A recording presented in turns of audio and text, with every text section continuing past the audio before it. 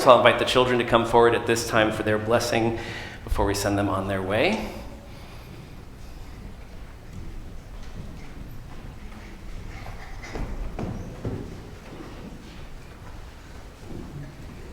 Good morning.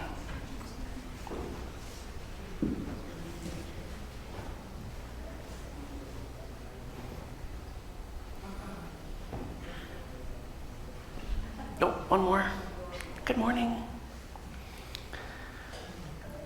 All right, so I have a question for all of you.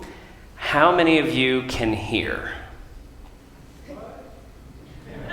Okay, good, that's good. We're gonna test your hearing. I'm actually gonna turn my microphone off and see how quiet I can talk before you can't hear me. So, keep your hands in the air. Tell me if you can hear. Okay, keep your hands up until you can't hear me.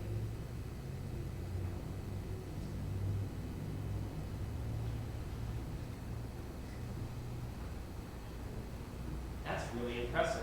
Kept your hands up way longer than I thought you would. All the way to the end. Great job. And you've got like a hood going on there, so obstructed hearing is still awesome. So here's my second question. How many of you can listen? Who can tell me the difference between hearing and listening? Anybody tell me the difference? What's the difference between hearing and listening?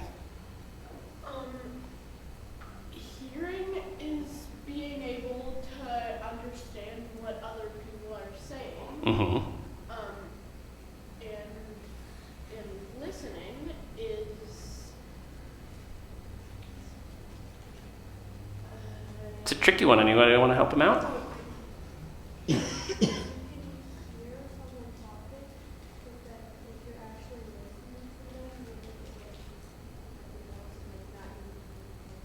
Yes, yeah. Hearing happens whether we want to or not, but listening is a choice to pay attention to what we're hearing. And did you know you can listen different ways? So when I was growing up, there was a comic strip that I really loved called Calvin and Hobbes. Have any of you heard of Calvin and Hobbes? Okay, very good. So Calvin is a 6-year-old boy who's got a stuffed tiger named Hobbes, who's his imaginary best friend. Or is he really imaginary? I think he's real. And Calvin hates taking baths. And so one strip, he comes into the house and he's totally muddy, covered from head to foot in dirt. And his mom says, "All right, mister, into the tub with you." And the next frame, Calvin is in the tub with all of his clothes on, just sitting there. And so mom calls up the stairs, "Let's hear some water running." And he says, "I follow the letter of the law, not the spirit.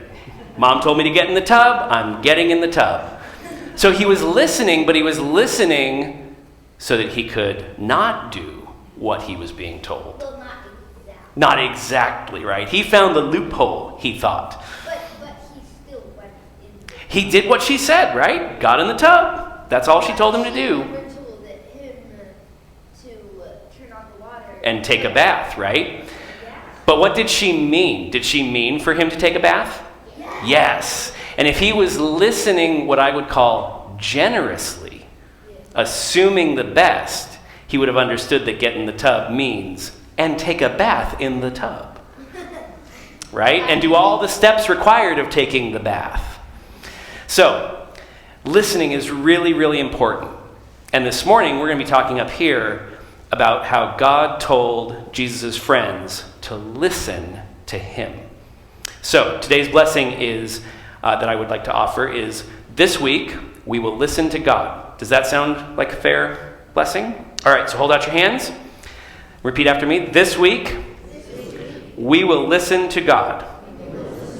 All right, and this morning I thought it would be kind of fun if you walked out of here like ears. I can't wait to see how you walk out of here like ears. They don't walk. I know, this will be challenging. You can't walk.